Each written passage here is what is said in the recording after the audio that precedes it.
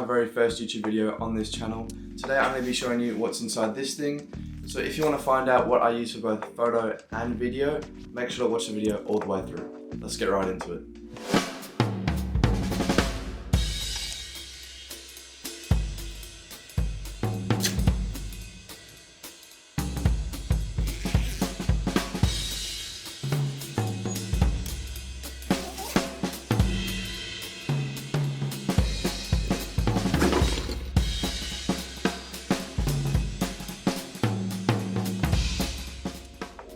Let's start with my camera bag first. So we have the Lowepro BP400 AW3.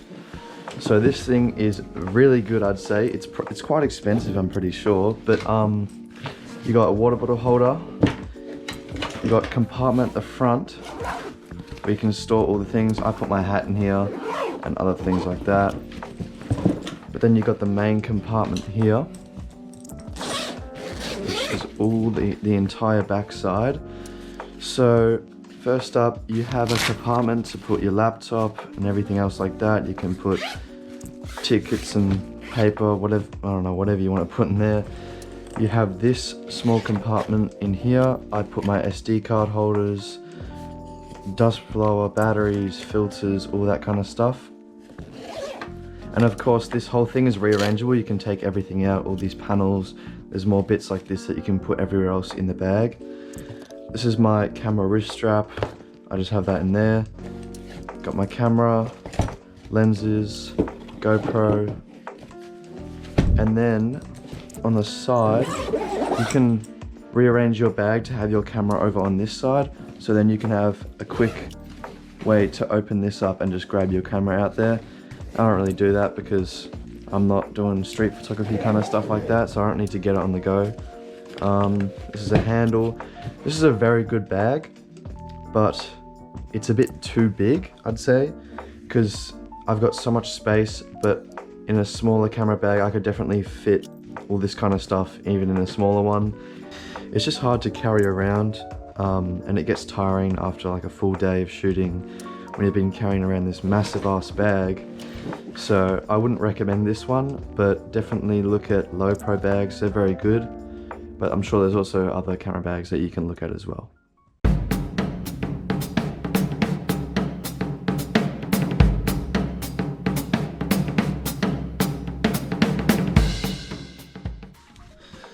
Now let's start with what's actually inside my camera bag. So first, we'll start with my camera. I am shooting on the Sony a6700 and I have this small rig camera cage around it. People ask what this is used for.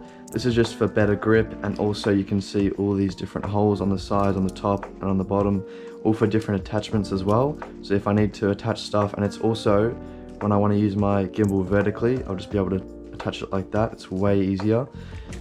The Sony a6700 is an APS-C camera. It's 26 megapixel sensor. It's the newest camera from the A6000 series, so it's got all the new AI technology like detecting faces and all that. It's got a fully flippable screen, which is one of my favorite features because I hate having to get like low shots and you can only flip it out like a little bit. It's really hard to see, but with this you can just flip it out all the way. It's way better. It shoots video on 4K 160 FPS. So it's absolute beast of a camera, especially how small it is. You can take videos like that.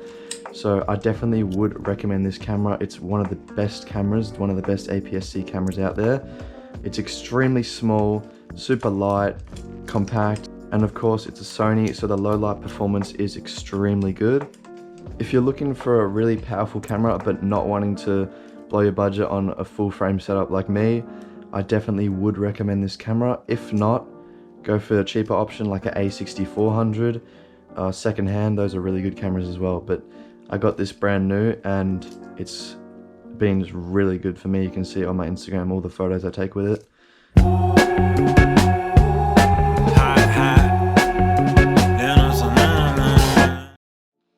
A camera is as only good as its lenses.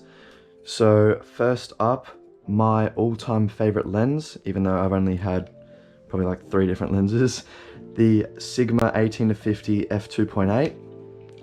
This is one of my favorite lenses because you'll be able to get extremely wide shots, but also be able to punch in for compression to 50 mils.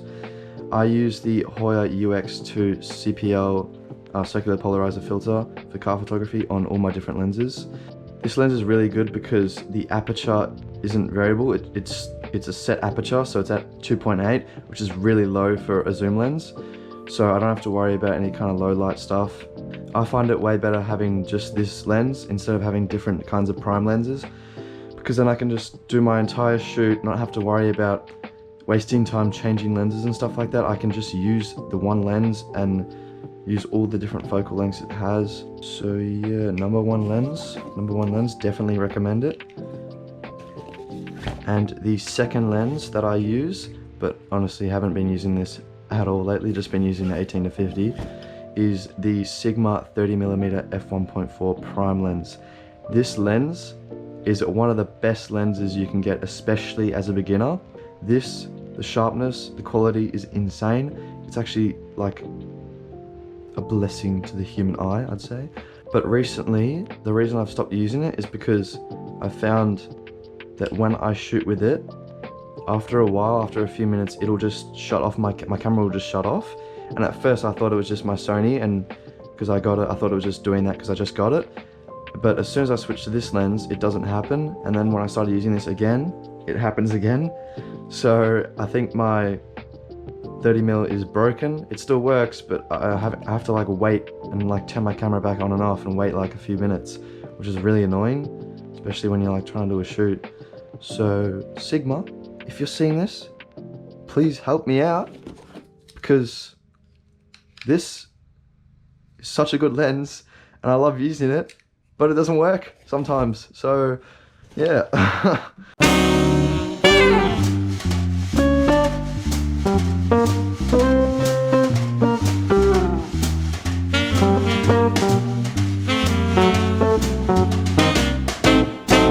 Now onto what I use to film all my POV videos that you see on social media. Well, I'm using my GoPro. I have the Hero 8 Black. I really want to upgrade to one of the newest GoPros. I probably will, to be able to film vertical content and horizontal content for YouTube as well this year. But yeah, I'm filming it with the GoPro right now up here on my head. I use a quick clip attachment to attach it to my hat.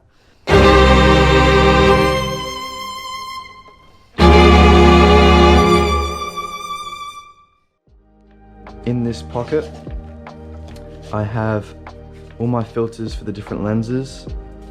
I have 2 spare batteries, microfiber cloth, dust blower, which I really recommend getting if you don't have one already.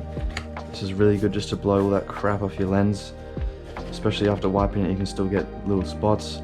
I have SD card holder, and to film my video I have the DJI RSC2 Pro. I don't use the Pro features enough. Probably should, considering I spent the money on it. But this is the best gimbal I could recommend for you. And so I don't really know the difference between like the RS3 and stuff like that.